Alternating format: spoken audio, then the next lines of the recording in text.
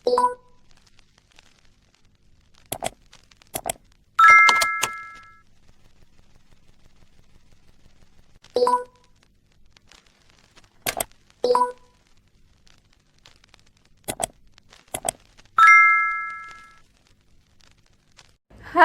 guys, jadi kita dari kelompok 5 Pancasila S1 Administrasi Rumah Sakit akan menjelaskan tentang apa sih itu HAM.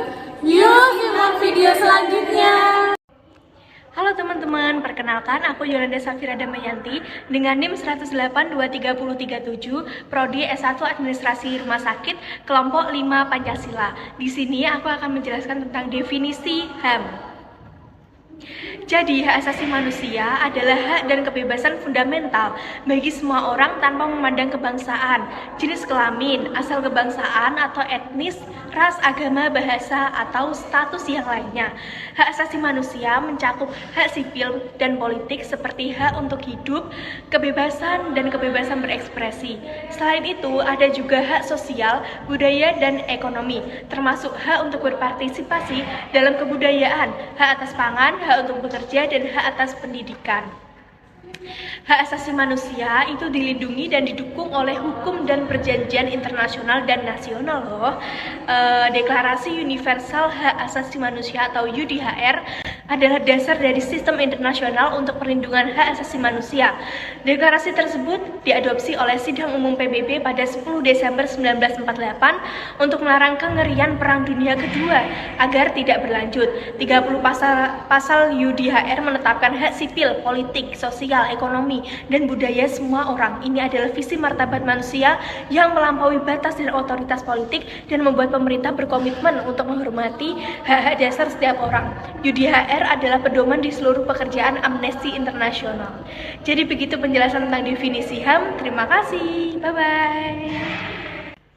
Perkenalkan, nama saya Aryata Jorika Putri S dari Prodi S1 Administrasi Rumah Sakit, NIM 108230007, kelompok 5 Pancasila. Di sini saya akan menjelaskan tentang sejarah HAM.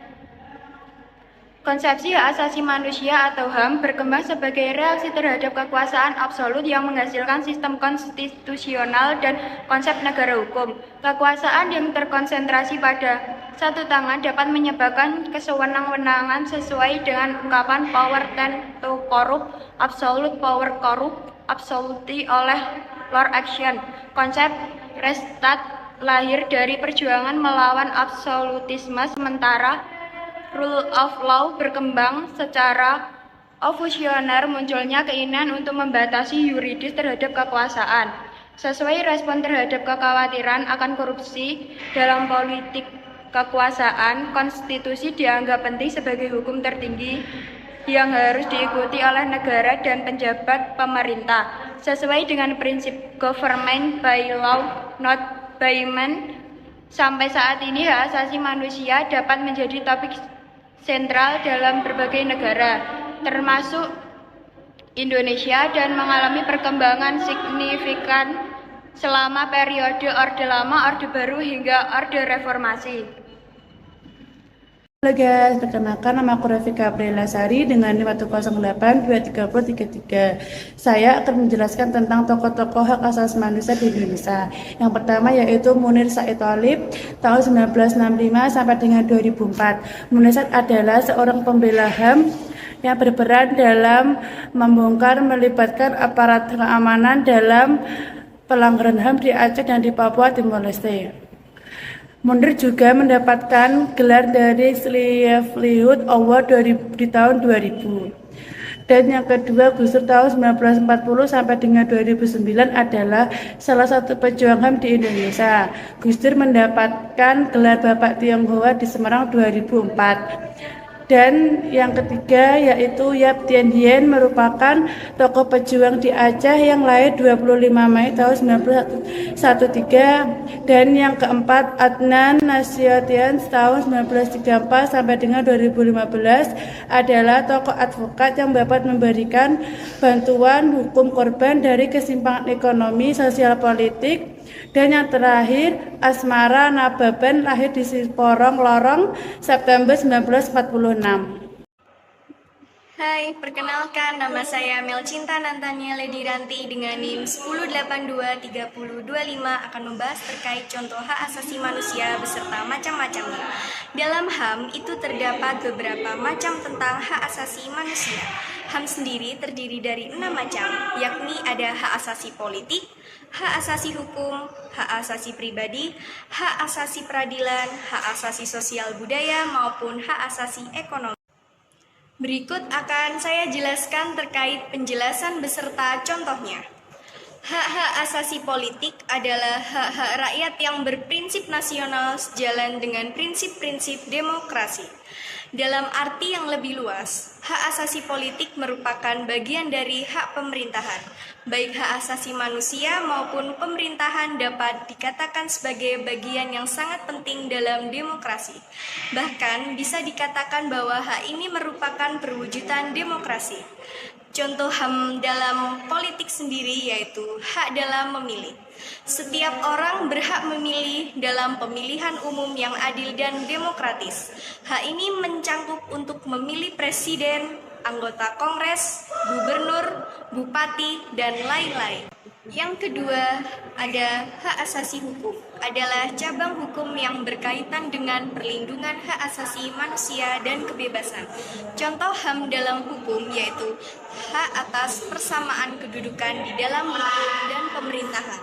Semua warga negara berhak atas perlindungan, kepastian, dan kesetaraan di hadapan hukum, serta bebas dari diskriminasi ras dan etnis. Yang ketiga, ada hak asasi pribadi, adalah mencangkup hak-hak seperti kebebasan berekspresi, kebebasan menganut suatu agama, kebebasan bergerak, dan kebebasan aktif dalam organisasi, klub malam, dan lain sebagainya. Contoh HAM dalam pribadi yaitu kebebasan untuk memilih, memeluk, dan menjalankan agama dan kepercayaan masing-masing. Yang keempat, ada hak asasi manusia dalam peradilan adalah hak lingkungan peradilan umum yang khusus dibentuk untuk menyelidiki dan memutuskan perkara pelanggaran hak asasi manusia berat yang dilakukan sebelum diundangkannya Undang-Undang Pengadilan Hak Asasi Manusia. Contohnya, HAM dalam peradilan yaitu warga negara berhak memperoleh bantuan hukum. Yang kelima, ada hak asasi sosial budaya adalah aktivitas yang mengacu pada manusia dalam kehidupan sosial berbudaya. Contoh HAM dalam sosial budaya sendiri yakni hak untuk menentukan, memilih, dan menerima pendidikan dan pengajaran yang baik. Dan yang terakhir ada hak asasi ekonomi adalah kebebasan untuk memiliki sesuatu, kebebasan untuk membeli dan menjual barang dan jasa, kebebasan untuk mengadakan kontrak dan mempunyai pekerjaan. Contoh HAM dalam ekonomi yakni hak untuk bebas melakukan transaksi jual beli. Halo teman-teman, perkenalkan saya Faratina Nafia dengan NIM 108230 dari kelompok 5 Pancasila S1 Administrasi Rumah Sakit. Di sini saya akan memberikan contoh peristiwa yang melanggar HAM baik dalam negeri maupun luar negeri beserta pemecahan masalahnya. Dalam negeri, contohnya penembakan mahasiswa Trisakti 1998. Peristiwa ini terjadi pada saat mahasiswa Trisakti melakukan demonstrasi guna menuntut Presiden Soeharto turun dari jabatannya. Tetapi, Mahkamah Militer hanya memvonis 2 terdakwa dengan hukuman pidana selama 4 bulan, 4 terdakwa lainnya divonis 2-5 bulan pidana, dan 9 orang divonis 3-6 tahun penjara. Luar negeri. Contohnya, rezim Benito Mussolini di Italia. Rezim otoriter pernah berkuasa di Italia sejak 1924. Aktor utamanya adalah Benito Mussolini, pemimpin fasisme di Italia.